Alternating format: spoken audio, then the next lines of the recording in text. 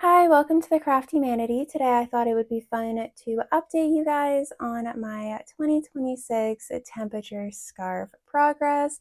If you didn't know, I am crocheting this scarf with corresponding temperatures to colors all year long to see how it ends up. A lot of people do this with blankets, but I thought it would be more manageable with a smaller size project like a scarf. The rows are shorter, and I just think it will look really fun as a rainbow scarf. Make sure to check out the video that I made detailing out the pattern and showing you how I will be crocheting this scarf. If you want to crochet along with me, it's definitely not too late to start.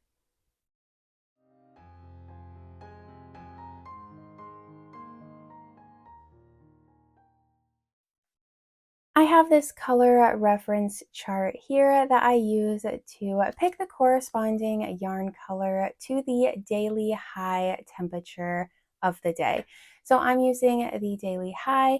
You could use the daily average or low. I just thought it would be fun to do the high temperature of the day. And so it's kind of fun to see what temperatures we've already had throughout the year.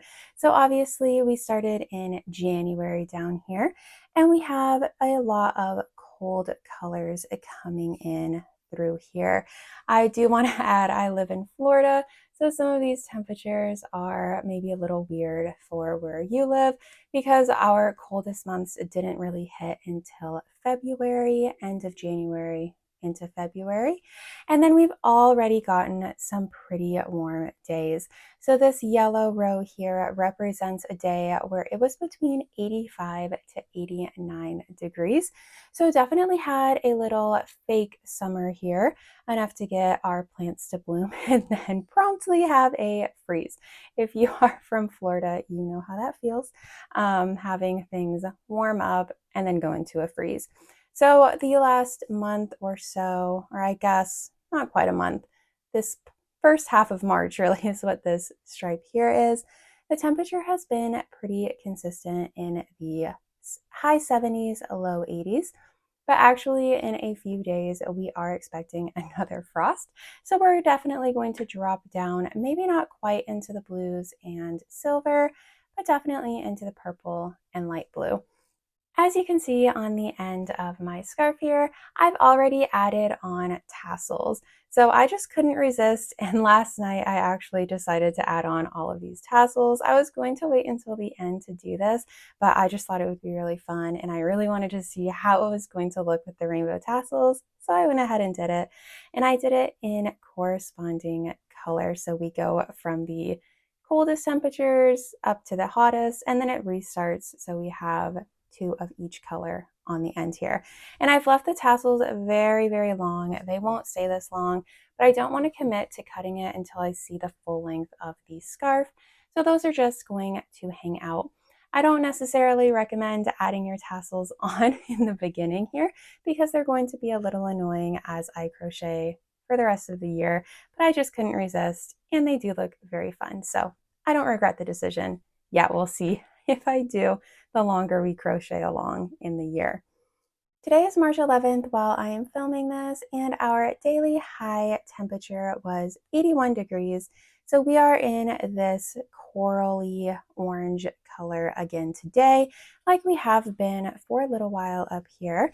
So I'm going to go ahead and crochet this row with you on camera and talk a little bit more about these temperature projects because I have really been enjoying looking at other people's temperature blankets and things. And for a couple years now, I have wanted to commit to a temperature blanket, but I was just too scared to, and I really don't have a use for a large blanket at the moment. So I kept putting it off and decided not to do a temperature blanket. But I'm always so jealous at the end of the year, usually in December when everyone's posting their temperature blanket projects. And so I decided that a temperature scarf was just a much more manageable project for me. It's so much less commitment because there's only so many stitches. There's 49 stitches going across in this scarf. which is much less than most blankets. Granted, I am using a small yarn, so you could do a chunky blanket and not have as many stitches, but then they get really, really long, which is also really fun for me to see. I love people like standing on a second floor looking at their temperature blankets, like holding it down the stairs. You know, you've seen those videos where they underestimate the length of their blankets. So those are really, really fun. I actually think that I have underestimated, or anyway, my scarf is going to be shorter than I think it's going to be. I think I'm just crocheting at a tighter gauge than what I used for the pattern. So we'll see. I might end up with a very, very short scarf, which is also why I'm keeping these tassels so long down here, because I want it to make up for some of the length if I do end up with like a 3-foot scarf.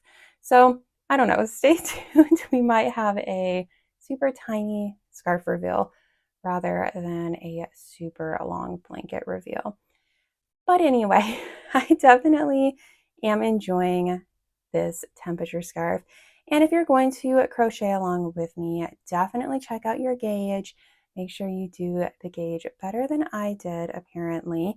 We'll see. I'm still not giving up hope that this will be a normal length scarf. But anyway, we are only 2.5-ish months into the year. So it's honestly not a lot of rows to catch up on. So you can easily go back and get some weather data. I'm using Weather Underground is the website I'm using to see the daily high. And I like it because it saves the data for a really long time, maybe forever. I don't know. You can go back and look at like a lot of years. So you don't even have to do a temperature scarf for this year. You can do it for another memorable year in your life. I think that that would be really cool as well. But I really like that site because it keeps it loaded and I can always go back to see what the temperature is for the day if I happen to miss a row. They're just very easy to catch up on. And I can bust out a few rows. As you can see, that only took me a couple minutes, even with pausing to talk. So this has just been a really fun daily routine for me. I like to do it at night usually. I just settle in for the night and crochet my row in the corresponding color. So super fun. I highly recommend it. Like I said, it's never too late to start on a temperature scarf. For the year, you can just work several rows a day until you catch up. You could also do for a different year, and then it really doesn't matter how fast you crochet because it's a past year anyway.